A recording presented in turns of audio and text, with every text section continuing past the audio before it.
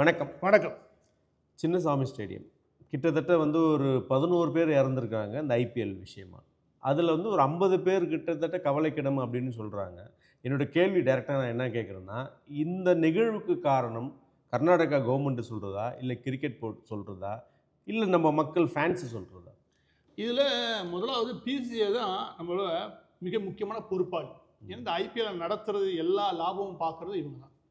So PCA Indian cricket போர்டில் இதில் எந்த அளவுக்கு முன்னெச்சரிக்கையோடு இருந்தாங்க அப்படின்னா, அவங்களே என்ன சொல்கிறாங்கன்னா, கர்நாடகா கவர்மெண்ட் இவ்வளோ பெரிய வரவேற்பு தங்களுக்கு கொடுக்க போகிறாங்க அப்படின்றது அவங்களுக்கு தெரியவே தெரியாண்டாங்க. ஓகே. போதிய ஏற்பாடு அவங்க செஞ்சாங்களா இல்லைன்ற விஷயம் எனக்கு தெரியாது. ஆனால் டீம் ரிட்டர்ன் ஆகுது பெங்களூருக்கு, இவ்வளோதான்.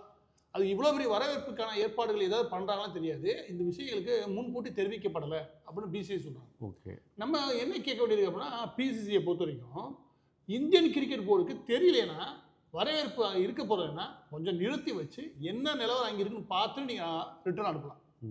அந்த ஏதாவது ஒரு எச்சரிக்கையான வேலையை நீங்கள் பார்த்தீங்கன்னா அதை பார்க்கல பிசிசிஐ. ஆனால் என்ன ஒன்று சொல்கிறேன் அப்படின்னா, எனக்கு தெரியவே தெரியாது கர்நாடகா கவர்மெண்ட் இவ்வளோ பெரிய வரவேற்பை கொடுக்கறதுக்கு தயாராகிருக்காங்கண்ணே அப்படின்னு பிசிசிஐ சொல்கிற அந்த பதில்களை ஏற்புடையது இல்லைனாலும் கூட அவங்க தரப்பில் வரலன்றது தெரியுது. இரண்டாவது யார் அப்படின்னா ஃபேன்ஸ். இவங்களை பொறுத்த வரைக்கும் 18 வருஷமும் இதில் காத்திருக்காங்க. கடந்த 6-7 வருஷமும் இவங்க தீவிரமாக இருக்காங்க. அது ஆர்சிபியோடைய ஃபேன்ஸ். ஸோ அவங்க வெற்றி பெறணும் அப்படின்றதுல முனைப்பாக இருந்து இறுதிக்கட்டு வரைக்கும் போராடி வெற்றி பெறாங்க. ஏற்கனவே விராட் கோலி கடைசி காலகட்டத்தில் இருக்காரு ஐபிஎல் பொறுத்த வரைக்கும். எனவே ஏபி டிவிலியர்ஸ் இருக்கும்போதே அதை வெற்றி பெற நினைச்சாங்க. ஏபி டிவிலியர்ஸுக்காகவும் இல்லாட்டி விராட் கோலிக்காகவும் இந்த கப்பு போய் ஆகணும் அப்படின்றதுக்கு ஆர்சிபி, அதாவது பெங்களூரை விரும்பக்கூடிய மட்டும் கிடையாது, கர்நாடகாவில் இருக்கக்கூடிய மட்டும் கிடையாது, நீங்கள் வெளி மாநிலங்கள் இருக்கக்கூடிய இல்லை வெளிநாடுகள் இருக்கக்கூடிய நபர்கள் கூட விரும்பினாங்க. விராட் கோலி ஃபேன்ஸாக இருக்காங்க அந்த ஃபேன்ஸ். ஆமாம், ஏபி டிவிலியர்ஸ்க்கு ஒரு பெரிய ஃபேன் பேஸ் இருக்குது. இப்போ இவங்க நிறைய பேர் விரும்பினாங்க. நீங்கள் அல்லு அர்ஜுனாவை அவருடைய நடிகருடைய பையன் கூட அழுகிட்டு உட்காந்துதான். அதுக்கு காரணம் அவர் கர்நாடகாவில் இருக்கிறதுனால கிடையாது, அவர் தெலுங்குல இருக்காரு. அப்போ அவர் கர்நாடக மண்ணை விரும்புகிறார் அப்படி கிடையாது. இது ஒரு டீமை பொறுத்தது. இது ஒரு கிளப்பு, இந்த கிளப்புக்கான ஃபேன்ஸு அது வெற்றி பெறணும்னு நினைக்கிறாங்க. இப்படியான விஷயம்.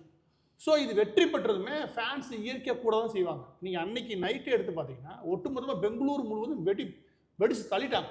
முன்னேற்பாடு இருக்காங்க, பயங்கரமான செலிப்ரேஷன் இருக்குது. அப்போ அடுத்த 2 நாளில் டீம் ரிட்டர்ன் ஆக போகுதுன்னா நீங்கள் இயற்கை பார்க்கலாம். சில லட்சம் கூட்டத்தை ஒரு 5-10 லட்சம் பேர் கூடுவாங்கன்னு நம்மளால் எதிர்பார்க்க முடியும். ஆனால் பெங்களூரில் அப்படி கூட முடியாது. ஏன்னா இருக்கிற எல்லா சாலைகளுமே டிராஃபிக் ஜாம் உச்சத்தில் இருக்கும். எனவே 5 லட்சம் பேராக கூடுவாங்கன்னு எதிர்பார்க்க முடியுமா? முடியும். இப்போ ஃபேன்ஸ் கூடக்கூடாதுன்னு சொல்ல முடியாது. நீங்கள் தான் அதுக்கு செலிப்ரேஷனுக்கு ஏற்பாடு பண்ணுறீங்க. அப்போ அதுக்கான ஏற்பாடுகள் செஞ்சதா கர்நாடகா அரசு அப்படின்னா அதை தான் கேள்வி எழுப்பும். இந்த காங்கிரஸ் கவர்மெண்ட்டை பொறுத்த வரைக்கும் இவங்க என்ன பண்ணிருக்கோம்னா, கொஞ்சம் பொறுமையாக இதுக்கு ஏற்பாடு பண்ணுறோம்னா ஒரு 10லேருந்து 15 நாள். ஏன் நான் 10லேருந்து 15 நாள் சொல்கிறேன்னா, அந்த சின்னசாமி ஸ்டேடியத்தில் சும்மா 35,000 பேர் தான் கூட முடியும்.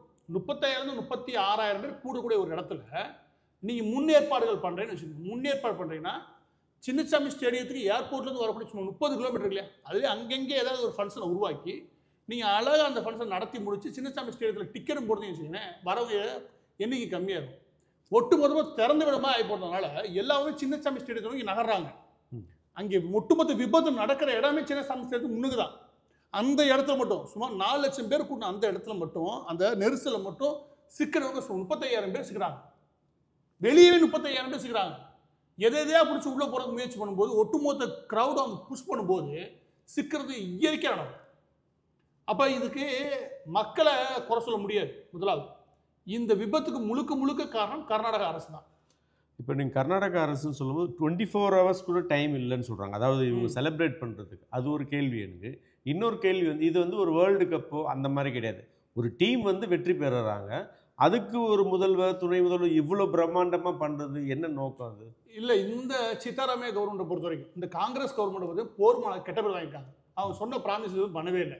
அப்போ இந்த கூட்டத்தினுடைய செலிப்ரேஷன் இருக்குல்ல, அது நம்மளோடது தன்னோட அப்படின்னே மாற்றி இப்போ நம்ம யார் எம்கே ஸ்டாலின் சொல்லிக்கிறது இல்லையா, நீங்கள் தோனி கப் அடிச்சப்ப தூக்கிட்டு வச்சு ஒரு ஃபங்க்ஷன் நடத்தலையா. ஆனால் அதெல்லாமே எப்படி நடந்துச்சு அப்படின்னா, ஒரு நாட்கள் தள்ளி போட்டு ஒரு சரியாக நடத்தி முடிச்சா. அது பெரிய விளம்பரப்படுத்தவும் இல்லை. அதோட ரொம்ப முக்கியம், சிஎஸ்கே பொறுத்தவரைக்கும் ஏற்கனவே கப் அடிச்சிருக்காங்க. ஆனால் அந்த செலிப்ரேஷனுக்கு பெரிய அவங்க ஆர்வம் காட்டலை. ஆனால் ஆர்சிபியை பொறுத்தவரைக்கும் இது ஃபர்ஸ்ட் டைம் ரொம்ப நாள் வெயிட் பண்ணி. எனவே கூட்டம் கூடுறது இயற்கை நடந்துச்சு. ஆனால் அதை தன்வசப்படுத்திக்கணும், அதன் மூலமாக தனக்கான ஒரு பாசிட்டிவான விஷயத்தை மக்கள்கிட்ட சேர்க்கணும்னு அந்த கவர்மெண்ட் நினச்சிச்சு பாருங்க. அதுதான் அவங்களுடைய ஆசைக்கு காரணம். ஓகே, இந்த வெற்றியோட சேர்ந்து நம்மளும் சேர்ந்து மக்கள்கிட்ட சேர்ந்துடணும், கெட்ட பேரை எடுத்துடணும். இந்த கெட்ட பேரை எடுத்துடணும். இதுதான் உண்மை. இதுதான் அந்த காங்கிரஸ் கவர்மெண்ட் முயற்சி பண்ணி இவ்வளோ பெரிய விபத்தை உருவாக்கி வச்சிருக்கு. இதில் என்ன சொல்கிறாங்க அப்படின்னா அந்த கவர்மெண்ட்டு 5000 பேருக்கு மேலே நாங்கள் 5000 காவலர்களை நாங்கள் நியமித்தோம். 5000 இல்லை 15000 பேரை நியமித்தா கூட இந்த கூட்டத்தை சரியாக நடத்திக்க முடியாது. ஏன்னா உங்களுக்கு ஏற்பாடே இல்லை. 30 கிலோமீட்டருக்கு என்ன ஏற்பாடு வச்சுருந்தீங்க? கிடையாது. அந்த ஸ்டேடியத்துக்கு முன்னாடி ஏற்பாடு வச்சுருந்தீங்க? கிடையாது. இங்கே பார்க்கும்போது அப்பட்டமாக தெரியும் எந்த ஏற்பாடும் கிடையாது. நீங்கள் வேலை போயிட்டு இதில் கொடுமையை வச்சு பாருங்கள். இதில் மினிஸ்டர்ஸ்லாம் போய் ஜாயின் பண்ணுறான். அவன் ராஸ்கல்ஸ் அவன் வந்து வச்சுக்க அவங்களுக்கு என்ன ப்ரோட்டோக்காலில் போலீஸ் ரெடி பண்ணும். நீங்கள் இயற்கையாக மற்ற இடங்களை தவிர்த்து வச்சுக்கவேன் க்ரௌடை நீங்கள் ஒரு பக்கம் நீங்கள் புஷ் பண்ணுறது காவல்துறையோடைய அந்த கெடுபிடி தான். இப்போ எல்லாத்தையும் நீங்கள் ஒரு பக்கம் அழுத்துறீங்க.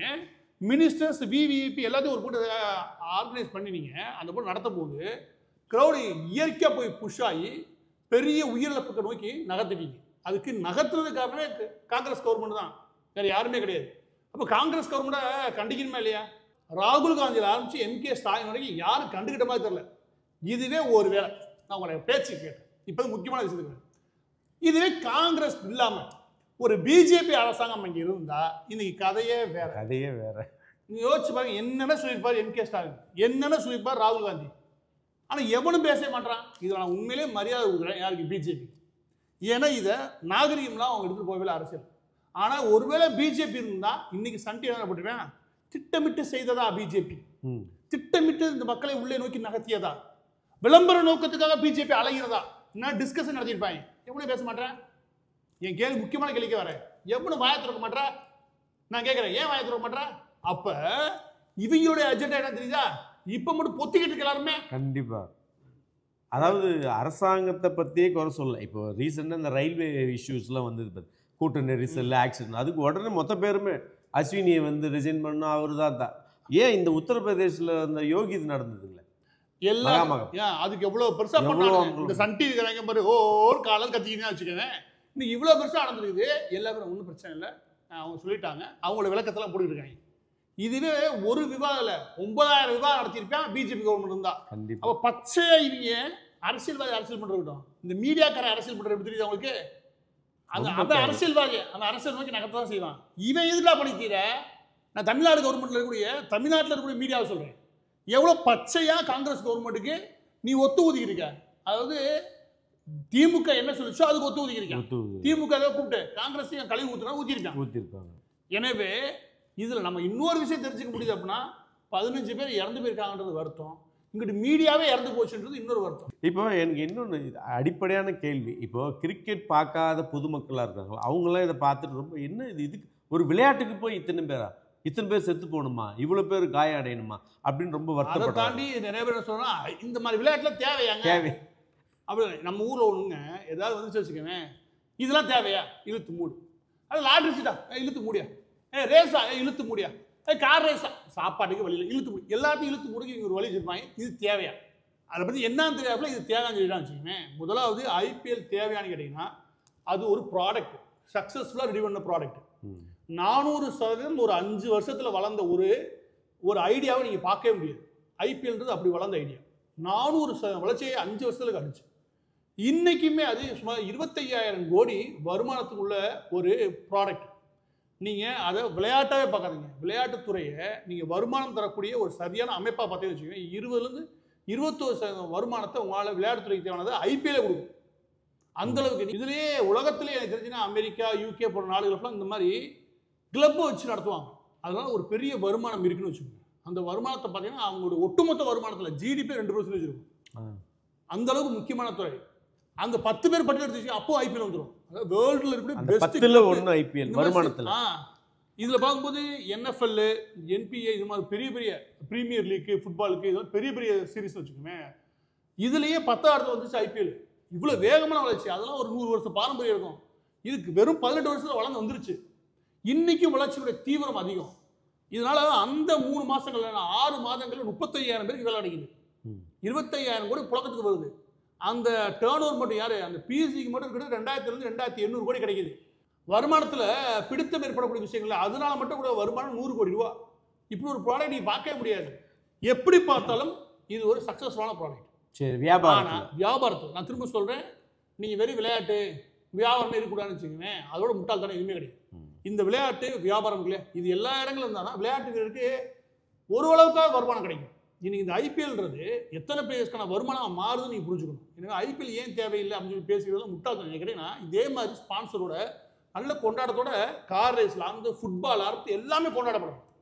இது என்ன அந்தந்த ஸ்போர்ட்ஸை வளர்க்குறது மட்டும் கிடையாது, ஸ்போர்ட்ஸ் இண்டஸ்ட்ரியில் பெரிய இன்வெஸ்ட்மெண்ட்டை உருவாக்கும். அதுவும் வேலை வாய்ப்பு தாங்க. கடைசி எங்கேயும் நிற்போம், என் மகன் விளையாடக்கூடாதுங்க, எதுக்குங்க வெட்டி விளையாடுது படிக்கிறீங்க அப்படின்னு நினைக்கிறாங்க. அதில் பைசா கிடையாது. விளையாட்டோட சோறு கொடுப்பான்னு கேட்பாங்க மக்கள். கண்டிப்பா. ஆனால் இந்த விளையாட்டு உன்னை பெரும் கோடீஸ்வரனா மாற்றுன்றது எல்லா உலகத்துடைய எல்லா நாடுகளுக்கும் தெரியும், வளர்ந்த நாடுகளுக்கு. ஆனால் நம்ம ஊரில் மட்டும் கிடையாது. எனவே அந்த நிலைமையை மாற்றுனது மற்ற எல்லா இண்டஸ்ட்ரியிலுமே இந்த ஐடியா வெற்றி பெறும்னு ஒரு நம்பிக்கை கொடுத்தது ஐபிஎல் தான். ஐபிஎல் 1008 கருத்து வேறுபாடானாலும் இது ஒரு ஃபைனான்சியலாக பார்த்தா, பொருளாதார ரீதியாக பார்த்தா வச்சுக்கவே இது ஒரு சக்ஸஸ்ஃபுல் ப்ராடக்ட். இப்போ நீங்கள் சொல்கிறது வரைக்கும் அது விளையாட்டாக பார்க்காம வியாபாரத்துலேயே சக்ஸஸ். ஆனால் எனக்கு இவ்வளோ வெறித்தனம் எதுக்குன்னு கேட்குறேன். இந்த இந்த வெறித்தனம் எதுவுமே இல்லைன்னு நினைக்கிறீங்களா? ஏங்க ஒரு பிளேயர் நான் கேட்குறேன், நீங்கள் வெறித்தனம் தேவையில்லை. இப்போ சினிமா ஸ்டார்ஸ் முன்னாடி திரையில் தோன்றுறாங்க, அவங்க என்ன சாதிச்சாங்க? ஒன்றும் கிடையாது. அவங்க அது எப்படி வாழ்கிறாங்களா? எதுவும் கிடையாது. அவன் ஏதாவது போராட்டத்தை வந்திருப்பான், என்னவும் கிடையாது. ஏதோ போர்பான் நின்று புரட்சிகரமாக தன்னுடைய சாதனை செஞ்சுப்பான், அதுவும் கிடையாது. எழுதி கொடுத்த ஸ்கிரிப்டை நடிச்சுட்டு போகிறேன். அதுக்கு உயிரை கொடுத்துட்டு என்னென்ன ஆட்டம் போடுறீங்க, அது உங்களுக்கு நியாயமாகப்படுது. இவன் ஐபிஎல் மேட்ச்சில் கிரவுண்டில் உண்மையாக தன்னோட ஸ்கில்லை காட்டுறான். விளையாட்டு வீரர்களுக்கு வரவேற்புன்றது இல்லையா, அது இந்த வரவேற்புன்றது எப்போ அதிகமாகுது அப்படின்னா, நான் சென்னை டீம் சப்போர்ட் பண்ணுறேன், நான் இந்த பிளேயருக்காக ஆர்சிபியை சப்போர்ட் பண்ணுறேன், நான் இந்த பிளேயருக்காக மும்பையை சப்போர்ட் பண்ணுறேன், இப்படின்னு ஒரு ஃபேன்ஸ் மத்தியில் ஒரு பிரிவு ஏற்படுது. அதுக்கும் ஒரு சண்டை உருவாகுது இல்லையா, அப்போ தான் அந்த ப்ராடக்ட்டை வெற்றி பெறும். இல்லைன்னா வெற்றி எப்படி பெறும்? ஒவ்வொரு டீமுக்கு வருமானத்தை கேளுங்க, இது எப்படி பிரிக்கிறாங்க இருங்க. பிசிசியோட வருமானம் இருக்குல்ல, இதுக்கு 50க்கு 50% இது டிவியில் போகிற அட்வர்டைஸ்மெண்ட் இருக்குல்ல, இதில் வந்து 50% பிசிசிக்கு போயிடும், 50% அந்த டீமுக்கு போகும். அதற்கடுத்து டிக்கெட் சேல்ஸ் இருக்குல்ல, அதில் 80% வருமானம் டீமுக்கு தான் போகும். அதுக்கப்புறம் ஸ்பான்சர்ஸ் இருக்குல்ல, அதுவும் டீமுக்கு தான் போகும். இப்படின்னு ஒரு டீமை இவங்க நீங்கள் நினைக்கிறீங்களா, ஏன் சாருக்காலும் நிற்கிறாரு, வேலை வெட்டியை விட்டுட்டு போய் அந்த டீமுக்காரங்க போய் அது கலாநிதி மகன் 23 போய் உட்காருது. ஏன்னா அதோட வருமானம், இந்த வருமான கணத்துக்கு என்ன பண்ணுறாங்கன்னா, எல்லா பொண்ணு ஃபேன்ஸ் சண்டே யூடியூப் மூட்டி விடுது. ஏன்னா அவங்களோட டீமோட மேனேஜர்ஸ் வேலை தானே, டீமோட ஓனருக்கு அதானே தேவை. நீ சண்டை போடணும், அப்போ எனக்கு வருமானம். நீ எங்களை திட்டினாதான் எங்கள் ஃபேன்ஸுக்கு கோவம் வரும். நீ என்னை திட்டுன்னு நினைக்கிறாங்க அவங்க. அப்படிதான் இந்த ஃபேன்ஸ்க்கான சண்டை வளர ஆரம்பிக்குது. இந்த ஸ்ட்ராட்டஜியும் ஒரு பிஸ்னஸ் பீப்புள்ஸ் போட செய்வாங்க. ஆனால் நமக்கு எங்கே புத்தி போச்சு? நமக்கு நீங்கள் யோசிச்சு பாருங்க, இந்த விளையாட்டில் இவ்வளோ பேர் இறந்ததுமே யாராவது விராட் கோலி திட்டிருக்காங்க. எதுக்காக விராட் கோலி திட்டிருக்கீங்க? வெறுப்பு. நீ உருவாகியோட வெறுப்பு. இது என்ன அவசியமான இருக்குது? இது ஜென்டில்மேன் கேம்னு நான் கேள்விப்பட்டிருக்கேன். கிரிக்கெட்டு ஒருத்தர் நல்லா விளாண்டா அது எதிர்காணியாக எழுந்துச்சு கை தட்டணுமா இல்லையா? கப்பு வாங்கிட்டானே நைட்டு ஃபுல்லாக கத்திக்கிருக்காங்க. இது எனக்கு புரியவே இல்லை எப்படின்னு. அந்த குறிப்பிட்ட விராட் கோலின்ற பிளேயருக்கு மதிப்புலாம் கிடையவே கிடையாது. வேர்ல்ட் கிளாஸ் பிளேயராக இருக்கான். அவனுக்கு இந்த கப்பு கிடைக்கூடாதுல எப்படி ஃபேன்ஸ்க்கு இவ்வளோ வெறுப்பு வருது? அப்போ இது வியாபாரத்தை தாண்டி வெறுப்பு உச்சத்து போயிடாங்க. நாளைக்கு இதை வச்சே பிரிவினை பேசுறதுலாம் வாய்ப்பு உண்டு, அதை வளர்த்து விட கூட வாய்ப்பு உண்டு. எனவே இவங்கள ஃபுல்லாக இந்த டீமோட ஓனர் இருக்காங்க, இதை வச்சுக்கிட்டே ஒடுக்கணும். இதை வச்சுட்டு ஒடுக்கலன்னு வச்சுக்கோங்க, இன்னும் கொஞ்சம் மூட்டி விட்டு போயிடுவாங்க இவங்க. நீ கர்நாடகாலேயே நடக்கக்கூடியது பிரிவினை அரசியல் தான். இதை வச்சுக்கிட்டு கொஞ்சம் தூண்டி விட்டு பார்க்குறாங்க. இப்போ இறுதியாக இப்போ ஐபிஎல் மூலிமா இந்த நடந்த நிகழ்வுகள் வந்து சினிமா ஒப்பிட்டு பேசுகிறீங்க, அதுவும் தவறு அப்படின்னு நினைக்கிறவங்க இருக்கிறாங்க, இதுவும் தவறுன்ற மாதிரி. விளையாட்டா இல்லை வியாபாரமாக சந்தோஷம். ஆனால் இந்த மாதிரி ஒரு வெறித்தனமாக வந்து இத்தனை பேர் மரணங்கள் வருது. இந்த விஜய் கட்சி ஆரம்பிச்சிருக்காரு, அவன் கட்சி வேலை பார்க்குறாங்க. எப்போ பார்த்தா அதுக்கு அடுத்தாலும் ஏதாவது வசனம் பேசிக்கிட்டு வீடியோ போடுறதா பொழுது போய்கிட்டு இருக்காங்க. அவங்க தலைவலியோட இது எவ்வளோ பரவாயில்லைங்க, அவன் இந்த முடிஞ்சு வச்சு அடுத்த வேலை பார்க்க போயிடுவாங்க. இவங்க தலைவலி தான் இருக்கிறதுலே பெரிய தலைவலி. அழிக்க வேண்டியது ஃபிலிம் இண்டஸ்ட்ரி தான். ஏன் ஃபிலிம் இண்டஸ்ட்ரி அழியணும்னா அது விளையாட்டு வேற ஏதோ முடிஞ்சு போச்சு. ஆனால் இவனுங்க வியாபாரம் பண்ணுறானுங்க. வியாபாரத்துக்காக இவங்க பணத்தாசைக்கு செக்ஸையும் அந்த செக்ஸோடைய ஹார்மோன்ஸை தூண்டி விட்டு வியாபாரம் பார்க்கணும். இன்னும் கூட உங்களுடைய கோபங்கள் இல்லையா, அதுக்கு ஏற போடணும். இந்த ரெண்டுக்கு மட்டும் கதை வச்சுக்கிட்டு இவங்க படமாக எடுத்துக்கிறாங்க. இதுக்குள்ள எல்லா கேவலமான கும்பலும் இதுக்குள்ள சுற்றுறாங்க. இவங்க கெடுக்காத நாட்டை அவங்க கெடுத்துட்டாங்க. இவன் தான் உலகத்தை கெடுத்தல் நம்பர் 1. இந்த தமிழகம் உருப்படாமல் போனதுக்கு, இந்தியா உருப்படாமல் போனதுக்கு முக்கியமான கும்பலே ஃபிலிம் இண்டஸ்ட்ரி தான். எனவே இதை தூக்கிட்டு எந்த இண்டஸ்ட்ரியும் ஒப்பிடாங்க. இருக்குலே சாக்கடை இதுதான். போலி வாக்குறுதி, ஊழல் அரசியல், குண்டர் அரசியல், ஆதிக்க அரசியல், யார் எங்கு எப்போது, உண்மை அறிய தினமலர்.